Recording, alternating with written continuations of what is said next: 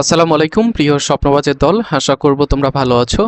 জগন্নাথ বিশ্ববিদ্যালয়ের বি ইউনিটের ভর্তি পরীক্ষা আগামীকাল 30শে জানুয়ারি।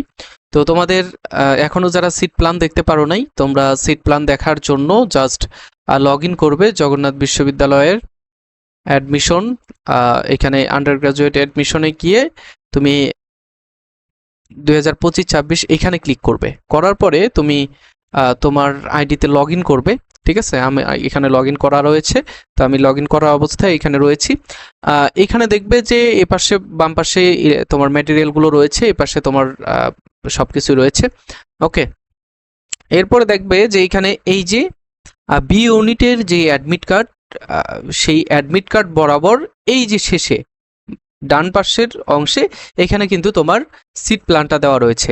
এই সিট প্ল্যান অনুযায়ী তোমার পরীক্ষার কক্ষ এখানে নির্ধারণ করা হয়েছে। তোমরা যারা বলতেছিলে যে ভাইয়া সিট প্ল্যান কি আমাদেরকে দিবে না, আমরা ঢাকা ইউনিভার্সিটি সেন্টার দেওয়া রয়েছে, জগন্নাথ বিশ্ববিদ্যালয় সেন্টার দেওয়া রয়েছে, তাহলে আমাদের সিট প্ল্যান কখন দেওয়া হবে? এই যে পরীক্ষা কালকে, আজকে সিট প্ল্যান দেওয়া হয়েছে।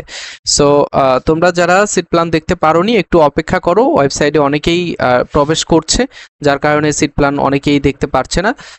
তোমরা একটু অপেক্ষা করবে, অপেক্ষা করে তোমরা সিট প্ল্যানটা আজকে রাতের মধ্যেই দেখে নেবে। ঠিক আছে?